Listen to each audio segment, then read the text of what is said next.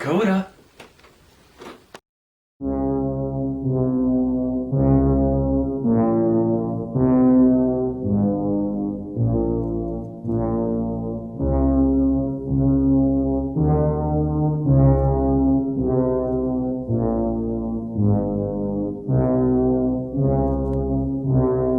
Welcome everybody to the first official episode of my spooky movie reviews on Kota's Cove. For this month we'll be doing a whole bunch of movies and other things that have to revolve around Halloween. So today we're going to be doing our first review for Red Round, Stanley Kubrick's classic movie, The Shining. Now, first thing I want to talk about in the movie is the setting. The setting is located in Colorado in the mountains. The setting is just absolutely beautiful. When the movie first opens up, you have I'm pretty sure it's a helicopter over top of the car that Jack Nicholson is driving, just going through the mountains, and it's just beautiful, beautiful scenery. Now, with it being so beautiful and up in the mountains, as you can guess, during the rest of the movie, basically the plot is Jack Nicholson takes his family, he's working on a job over the winter months overwatching this hotel. What he has to do is just keep up with maintenance, make sure everything's good, so when the guests and the workers come back during the spring and summertime, everything's good to go. Now, with that being said, this plot in the movie, you've seen it before, it's like classic horror movie stuff.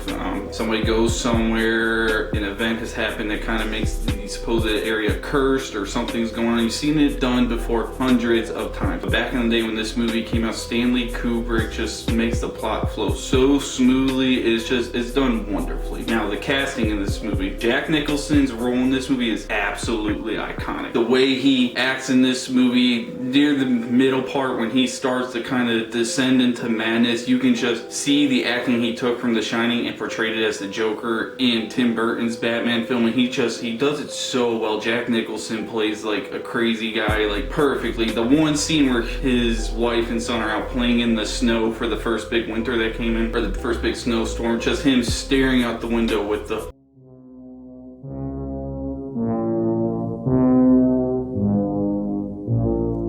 look, like you could just kind of see his soul leave his body.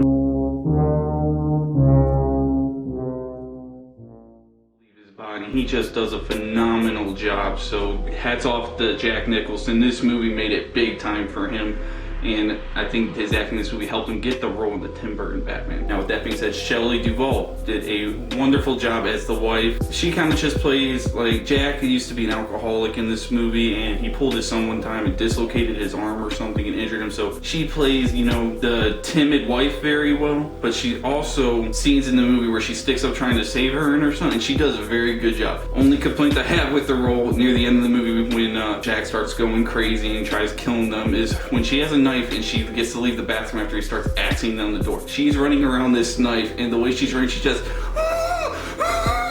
to be honest, it reminds me of the Wayne brothers in White Chicks when he's running in the fitting room and the one girl's like, "It's Tina the talking dummy," and she's all like, "I'll be right back. Calm down, I'll go see if there's something else out there for you, okay?" That's all I could picture. It just, me and my fiance, we were just laughing at her running. So that looked kind of pathetic. Other than that, she did very well. The little boy did an amazing job as a child actor in this movie. Just with him and his little pretend friend, Donnie. He did very good. I was very impressed with the child in the acting. So the cast was very good for this movie. The one problem I have with this movie, noticing, playing it on my Blu-ray, is just the audio for the people talking is so me and my fiance are sitting here, I have to crank my TV up to like 67, 70 volume just to hear him talk, and then when the score starts rising, then it's like my apartment starts shaking like an earthquake's going on. So the mixing for the volume, and that's like the only major con I have with the movie. Other than that, the movie's fantastic. With this being said, the plot. Going back to the plot, this movie isn't like your typical horror film. It's more of a slow burn. It's not like horror movies now where they kind of just put you in and it's jump scare after jump scare after exciting event, exciting event. Stanley Kubrick lets the tension build with the score, which is amazing for this movie. Tension builds, you're constantly on the edge of your seat, and scenes where you think something's gonna happen, it ends up being nothing. And so what that does for an audience, it makes you sit on the edge of your seat like, okay, I know something's gonna happen, when is it gonna happen? The suspense in this movie is very, very good, and it's very rewarding in the long. And that was my review review of The Shining, everybody. So if you have not seen The Shining before, what rock are you living under? You need to get out and experience it. This is a classic. Stanley Kubrick did an amazing job with this film. A lot of things that he did with this movie you can see directors try to portray in some of their horror movie films. And this movie, by far, easily, it's an A+.